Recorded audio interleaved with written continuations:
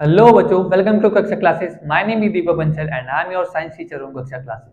जैसे आपको पता है हमारा चैप्टर 2 चल रहा था और चैप्टर 2 में हमने ऑलरेडी 4 पार्ट इनके पढ़ चुके हैं। तो आज हमारा पार्ट 5 चलेगा और पार्ट 5 में हम नई नई चीजें पढ़ेंगे। और आज का ये जो टॉपिक चलेगा ना, जो पार्ट 5 चलेगा, ये सारा है ना, थोड़ा ऐसा मान लो कि इसमें कुछ ज्यादा समझाने वाला है नहीं। तो तुम्हें जैसा मैं बताऊं कि एज इट इज ये याद ही करना पड़ेगा। इसमें कोई दो राय नहीं कि मैं ऐसा समझा दूं प्लस क्या होता है माइनस क्या होता है। इसमें ज्यादातर जो पार्ट है वो सारा थ्योरेटिकल पार्ट है। तो चलिए शुरू करते हैं। वीडियो शुरू करने से पहले मैं थोड़ा सा डिस्क्लेमर देना चाहूंगा। जो बच्चे अगर नए आए हैं तो वो पहले पार्ट 4 देख के आए, उनके बाद फिर यहाँ पे आए पार्ट 5 पे। तो चलिए शुरू करते हैं। तो देखिए आज हमारा टॉपिक क्या है, केमिकल फ्रॉम कॉमन सोल्ट। देखो अब तुमने कॉमन सोल्ट तो पता ही है, NaCl। बार बार तुम पढ़ भी रहे हो, जब से तुमने 4 पार्ट पढ़े हैं। जिस बच्चे नहीं पढ़े होंगे कि हम क्या कर रहे थे, हम एसिड को ले रहे थे और बेस को ले रहे थे, मिलाने के बाद क्या बनना था, सोल्ट प्लस पानी, सोल्ट प्लस पानी। तो सोल्ट जो बनना था वो सोल्ट था क्या, वो सोल्ट जनरली क्या था, NaCl, जिसे हम कॉमन सोल्ट कहते हैं। इस कॉमन सोल्ट से जनरली हम कुछ कंपाउंड बना सकते हैं जो तुम्हारे सिलेबस में, बना तो बहुत सारे सकते हैं लेकिन जो तुम्हारे सिलेबस में कितने हैं, 5। तो देखो भाई कौन कौन से, जैसा NaOH। NaOH क्या है, सोडियम हाइड्रोक्साइड। क्या है, सोडियम हाइड्रोक्साइड। हम इसकी प्रिपरेशन पढ़ेंगे, इसके यूजेस पढ़ेंगे। अगला देखो क्या है, CaOCl2, जिसे हम कहते हैं ब्लीचिंग पाउडर। अगला देखो NaHCO3, इसे बोलेंगे हम सोडियम हाइड्रोजन कार्बोनेट। कोई दिक्कत। अगला देखो Na2CO3.10H2, इसे बोलेंगे हम सोडियम कार्बोनेट। देखो Na सोडियम और CO3 कार्बोनेट, तो बोलेंगे सोडियम कार्बोनेट। और अगला है CaSO4.12H2O। Ca क्या है, कैल्शियम। SO4 क्या है, सल्फेट, तो इसे हम बोलेंगे calcium sulphate dot half H2O। तो देखिए अब हमारा पहला कंपाउंड कौन सा है, सोडियम हाइड्रोक्साइड। तो देखो भाई, देखो सोडियम हाइड्रोक्साइड, तो Na सोडियम OH हाइड्रोक्साइड। देखो भाई, when electricity is passed through aqueous solution of NaCl। अच्छा देखो, मान लो ये NaCl है, अगर इस NaCl में मैं पानी डाल दूं, क्या डाल दूं, पानी, तो इस सॉल्यूशन को मैं पता क्या कहूंगा, ब्राइन सॉल्यूशन। क्या कहूंगा, ब्राइन सॉल्यूशन। कोई दिक्कत। इस ब्राइन सॉल्यूशन में जब मैं क्या पास करता हूं, इलेक्ट्रिसिटी, क्या पास करता हूं, इलेक्ट्रिसिटी, तो मेरा क्या बनता है, NaOH। क्या बनता है, NaOH, जिसे हम क्या कहते हैं, सोडियम हाइड्रोक्साइड। तो देखो भाई प्लस, और साथ में बाय प्रोडक्ट क्या बनता है, Cl2 प्लस H2। तो दोबारा देखो, जब मैं NaCl में पानी डालता हूं और उसमें इलेक्ट्रिसिटी फ्लो करता हूं तो मेरा sodium hydroxide plus Cl2 plus H2 बनता है। कोई दिक्कत। अगर किसी बच्चों को ये समझ में आ रहा हो कि ये 2 कहां से आया, ये 2 कहां से आया, तो कृपया करके चैप्टर 1 के पार्ट देख के आए, फिर यहाँ समझ आएगा। इस टॉपिक का नाम है बैलेंसिंग। आप कक्षा चैनल के नाम से प्लेलिस्ट में जाके बैलेंसिंग भी देख सकते हो। अगला देखो, अब ये आया समझ। अब देखो जो ये एक्सपेरिमेंट होता है ना, ये बिल्कुल ना एक क्लोज कंटेनर में होता है। अब क्लोज कंटेनर में दो चीज पाई जाती है, एक कैथोड और एक एनोड। कैथोड नेगेटिव चार्ज होता है और एनोड पॉजिटिव चार्ज होता है। तो देखो भाई, कैथोड एनोड क्या है, पॉजिटिव चार्ज, और ये कैथोड क्या है, नेगेटिव चार्ज। ठीक है। अब एनोड पे कौन सी गैस मिलती है हमें, Cl2 गैस। क्या मिलती है, Cl2 gas. Important important important. ठीक है। और कैथोड पे क्या मिलती है हमें, H2 गैस। ठीक है, कोई दिक्कत आए समझ। तुम ऐसे भी याद कर सकते हो, देखो तुमने चैप्टर पढ़ा है हाइड्रोकार्बन, पढ़ा है ना, तो हाइड्रोजन गैस पे किस पे मिलेगी, कैथोड पे। ऐसे भी याद कर सकते हो। और फिर एनोड पे तो मिलेगी। और ऐसे भी याद कर सकते हो, घर में क्या लगता है, AC लगता है ना, तो एनोड पे क्या मिलेगी, Cl2 गैस। कोई समस्या आया समझ। तो देखो भाई, एनोड पे कौन सी मिली, Cl2 गैस, कैथोड पे मिली H2 गैस। आया समझ। अच्छा अब देखो नियर कैथोड, मतलब देखो एक तो ये मान लो कि ये तो कैथोड हो गया, कैथोड पे कौन सी मिली बताओ, HC। C के साथ कौन है, H क्या हो गया, H2 गैस। ठीक है ठीक है। अब कैथोड पे तो H2 गैस मिली, लेकिन जो कैथोड के आसपास का एरिया है, नियर इसके जो आसपास का एरिया है, तो वहां हमारा क्या मिलता है, जिसे हम कहते हैं NaOH, जिसकी हम प्रिपरेशन पढ़ ही रहता है, जिसे हम क्या कहते हैं, सोडियम हाइड्रोक्साइड। कोई दिक्कत आया समझ। अगला देखो, अगला क्या देखो, अभी इसके यूजेस देखो भाई। हमने सोडियम हाइड्रोक्साइड पढ़ तो लिया, लेकिन इसके क्या क्या इस्तेमाल है, तो देखो भाई। अब देखो सोडियम हाइड्रोक्साइड में हमने बाय प्रोडक्ट क्या पढ़ा था, हमने H2 पढ़ा था, Cl2 पढ़ा था, HCl पढ़ा था, NaOH पढ़ा था। देखो भाई H2 किस यूज से होता है, फ्यूल की तरह। किसकी तरह, फ्यूल की तरह, जैसे पेट्रोल वगैरह इस्तेमाल होता है, ऐसे H2 होता है। अच्छा Cl2 किस लिए होता है, वाटर ट्रीटमेंट, मतलब पानी को साफ करने के लिए हमें ना क्लोरीन डालते हैं, जिसके कारण हमारा पानी साफ हो जाता है। अगला ये PVC, इसकी फुल फॉर्म होती है पता क्या, पॉली विनाइल क्लोराइड। ठीक है भाई, ये क्लोराइड आ गया ना, तो भाई सीधी सी बात है भाई, क्लोरीन तो पाया ही जाएगा। अगला, HCl किस में इस्तेमाल होता है? मेडिसिन पर्पस के लिए, दवाइयां बनाने के लिए। सोडियम हाइड्रोक्साइड किसके लिए? सोप एंड पेपर मेकिंग के लिए, साबुन और पेपर बनाने की इंडस्ट्री में या फिर उसको बनाने में के लिए हमारा NaOH इस्तेमाल होता है। कोई दिक्कत? अगला देखो, ये इंपॉर्टेंट है, जब हम Cl2 में NaOH डालते हैं, Cl2 में NaOH डालते हैं तो हमारा क्या बनता है? ब्लीच। क्या बनता है? ब्लीच। हाँ, वही ब्लीच जो तुम सोच रहे हो, जो तुम घर में इस्तेमाल करते हो या फिर जो लड़कियां जनरली इस्तेमाल करती हैं, है ना, वो गोल्डन गोल्डन सा हो जाता है। हाँ वही भाई, ठीक है। अगला देखो भाई, अब हमारा अगला टॉपिक क्या था भाई? CaCl2, जिसे हम क्या कहते हैं? Bleaching powder. क्या कहते हैं? Bleaching powder. और इसका फॉर्मूला क्या है? CaOCl2। कोई दिक्कत? अभी बना कैसे? देखो भाई, जब मैंने स्लेक लाइन में Cl2 डाला, और Cl2 भी कौन सा डाला? ड्राई वाला। क्या डाला? ड्राई वाला। तो जब मैंने कैल्शियम हाइड्रोक्साइड का कॉमन नेम आना चाहिए एकदम, क्या है? Slake lime. ठीक है भाई, जब मैंने स्लेक लाइन में Cl2 गैस डाली तो मेरा क्या बना? CaOCl2, और साथ में क्या बना? पानी। और CaCl2 क्या है? Bleaching powder. आया समझ? ये याद होनी चाहिए रिएक्शन। देखो, ये आज का जो पार्ट है ना, सारा थ्योरेटिकल है, इसमें कुछ ज्यादा समझाने वाला नहीं है, तो जैसा है तो है, याद ही करना पड़ेगा तुम्हें। अगला देखो भाई, अब इसके यूजेस देखो, ये ऑक्सीडाइजिंग एजेंट की तरह काम होता है। ठीक है, और दूसरा डिसइंफेक्टिंग इन ड्रिंकिंग वाटर, मतलब पानी को साफ करने के लिए भी हम ब्लीचिंग पाउडर का इस्तेमाल करते हैं। आया समझ? अगला देखो भाई, अब क्या है? बेकिंग क्या है बताओ? Baking soda. क्या है? वो वाला सोडा नहीं जो तुम सोडा सोचते हो। ठीक है, देखो भाई, बेकिंग सोडा का फॉर्मूला होता है NaHCO3। क्या है? NaHCO3। भाई Na क्या है? हाइड्रोजन। वो Na क्या है? सोडियम। H क्या है? हाइड्रोजन। CO3 क्या है? कार्बोनेट। तो क्या बोलेंगे? Sodium hydrogen carbonate. ठीक है, देखो भाई, अब इसके प्रिपरेशन ये बना कैसे? देखो, जब मैंने भाई NaCl कॉमन है, क्यों? क्योंकि हम पढ़ ही रहे हैं कॉमन सोल्ट, NaCl से क्या क्या कंपाउंड बन सकते हैं।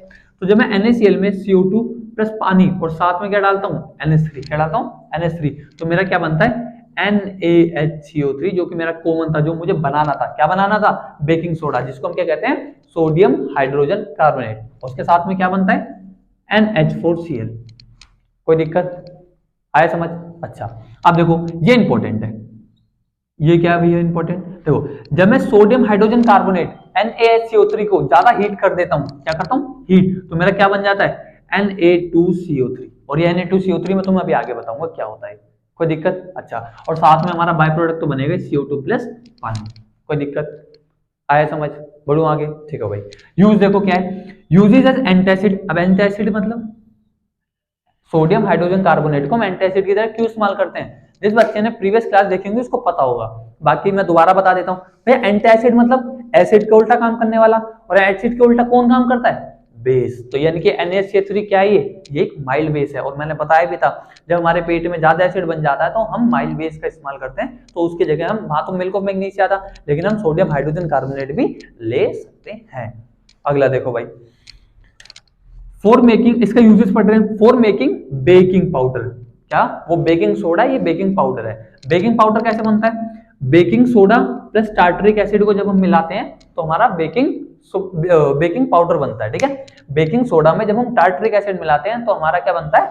बेकिंग पाउडर बनता है। आया समझ? अच्छा, अभी टार्टरिक एसिड क्या है? देखो, ये एक तरीके का एसिड है। आप देखो, दुनिया में बहुत सारे एसिड है, आप तुम्हें सारे याद करने पड़े, तुम 10th में ही हो, अभी ज्यादा वो याद मत करो। ठीक है, तो ऐसा थोड़ा सा यूज जान लो, थोड़ा तसल्ली के लिए। टार्टरिक एसिड जैसे कुछ वेजिटेबल्स में भी होता है, फ्रूट्स में भी होता है, जैसे बनाना में, ग्रेप्स वगैरह में टार्टरिक एसिड पाया जाता है, इतना याद रखो। ठीक है, अच्छा, अभी ये बेकिंग पाउडर का इस्तेमाल क्या है? देखो भाई, when baking powder is heating और मिक्स विद वाटर, मतलब जब मैं बेकिंग पाउडर में ना, जैसे मान लो बेकिंग पाउडर है मेरे हाथ में, जब मैं इसको या तो हीट करूं या इसके अंदर पानी डालूं, तो इसके अंदर से ना गैस निकलती है। क्या निकलती है? गैस, जिसे कहते हैं हम CO2। क्या कहते हैं? CO2। वही क्या करती है? देखो भाई, CO2 इज प्रोड्यूस। ठीक है, CO2 बनती है, और यही CO2 पता है किसके लिए इस्तेमाल होती है? तो तुम केक खाते हो ना, ऐसे एकदम फ्लफी फ्लफी सा लगता है, या स्पंज वगैरह कुछ भी खाते हो ऐसा फ्लफीनेस वाला, तो वो जो एक उभर जाता है ना, एकदम केक लाते एकदम ऐसा होता है, एकदम फ्लफी फ्लफी सा, वो किसके कारण होता है? वो इसी CO2 के कारण होता है। उसके अंदर हम बेकिंग पाउडर डालते हैं, जिसके कारण CO2 प्रोड्यूस होती है, और जिसके कारण है वो केक है ना ऊपर की ओर उठ जाता है, फ्लफीनेस अपीयरेंस आ जाती है। ठीक है भाई, देखो भाई, और ये होता क्या है? Bread and cake to give size to making them soft and spongy. और यही जो CO2 प्रोड्यूस हुई है, यही ब्रेड को, केक को एकदम सॉफ्ट सॉफ्ट सा बनाने में इस्तेमाल की जाती है। आया समझ? अगला देखो भाई, अब हमारा क्या है, वॉशिंग सोडा। हाँ भाई, वॉशिंग सोडा जो तुम घर में इस्तेमाल करते हो, इसका फॉर्मूला क्या है, Na2CO3.10H2। Na2CO3 मतलब Na सोडियम, CO3 कार्बोनेट, तो बोलेंगे सोडियम कार्बोनेट। अगला देखो भाई, recrystallisation of sodium carbonate gives washing soda which is basic salt. मतलब रिक्रिस्टलाइजेशन का मतलब क्या, देखो ऐसा मानो, देखो हर चीज प्योर है, हर चीज तो नहीं, मतलब वैसा मानो, ऐसा मानो जैसे पानी तुम जल बोर्ड से लेके आते हो या RO से निकालते हो तो एकदम प्योर होता है, लेकिन घर वाले क्या कहते हैं, भाई गर्म कर लो और ज्यादा प्योर हो जाएगा, कहते हैं ना। तो बस रिक्रिस्टलाइजेशन का मतलब है कि जब मैं Na2CO3, और कौन सा Na2CO3, जो तुम्हारा यहाँ बना ये वाला, और इस अब आया ना समझ, इसे Na2CO3 क्या है, ये हमारा वॉशिंग सोडा है, ठीक है। अब ये वॉशिंग सोडा है, ठीक है, ये क्या है तो प्योर ही, लेकिन मैं क्या करता हूँ, इसको और ज्यादा प्योर बनाने के लिए इसके अंदर पानी डालता हूँ। क्या डालता हूँ, पानी। और पानी डालने के बाद जो मेरा प्योर सब्सटेंस निकलता है क्रिस्टल की फॉर्म में, दोबारा बता रहा हूँ, ये मेरा Na2CO3 है, ये मेरा प्योर है, लेकिन मुझे और ज्यादा प्योर बनाने के लिए इसके अंदर पानी डालना पड़ेगा, ठीक है। पानी डालूंगा तो पानी डालने के बाद जो मेरा निखर के जो दूसरा Na2CO3 आएगा वो बहुत ज्यादा प्योर होगा। इसी प्रोसेस को हम रिक्रिस्टलाइजेशन कहते हैं।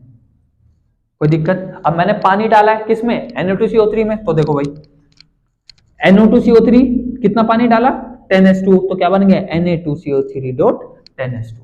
कोई दिक्कत? आया समझ? अगला देखो भाई, यूजेस देख लो। यूजेस क्या है, glass and soap and paper industry में इस्तेमाल किया जाता है, ठीक है। अगला, cleaning agent for domestic purpose, घर में इस्तेमाल किया जाता है साफ सफाई के लिए। अगला, for removing permanent hardness of the water. देखो दो तरीके की हार्डनेस होती है, अब ये थोड़ा सा टॉपिक है, थोड़ा सा बता देता हूँ। देखो दो तरीके की हार्डनेस होती है, एक टेम्परेरी और एक परमानेंट। टेम्परेरी होती है जो नॉर्मली होती है, ठीक है, और जो परमानेंट होती है उसको परमानेंट हार्डनेस को हटाने के लिए, देखो टेम्परेरी होते हैं जो तुम अपना नॉर्मली उबालो, जो पानी है, पानी को उबाल लिया तो टेम्परेरी हार्डनेस तो निकल जाती है, लेकिन परमानेंट हार्डनेस पानी के जैसे उबालने से नहीं निकल पाती। तो हम क्या करते हैं, उसमें क्या डालते हैं, हम उसमें एन वॉशिंग सोडा, जिसे हम कहते हैं NO2CO3। तो जैसे हम उसमें वॉशिंग सोडा या Na2CO3 डालते हैं तो उसकी जो हार्डनेस है वो गायब हो जाती है। इसलिए अगर तुमने देखा हो कि घर में जब पानी कपड़े वपड़े धोते हैं तो उसमें क्या डालते हैं ना, वॉशिंग सोडा, ताकि साफ हो जाए। वो साफ रहने का मतलब है कि उसकी हमने हार्डनेस मिटा दी है। कोई दिक्कत? आया समझ? तो देखो ये सारे टॉपिक थे इसमें, तो बाकी चैप्टर में सारा थ्योरी देखिए। अब ठीक है, हमने अभी 4 पार्ट पढ़ चुके थे, अब हमारा 5वां कौन सा, देखो अभी हमने NaOH पढ़ लिया, CaCl2 पढ़ लिया, NaCO3 पढ़ लिया, Na2CO3.10H2 पढ़ लिया, अब हमारा बच गया CSO4.12H2। तो देखो भाई इसे कहते क्या है, इसे हम कहते हैं प्लास्टर ऑफ पेरिस। क्या कहते हैं, प्लास्टर ऑफ पेरिस, और इसका फॉर्मूला होता है CaSO4.12H2। देखो Ca का मतलब कैल्शियम, SO4 का सल्फेट, इसका मतलब क्या होता है, हाफ का मतलब बोलते हैं हेमी। क्या बोलते हैं हम, हेमी। और ये क्या है, पानी क्या है, हाइड्रेट। क्या है, हाइड्रेट।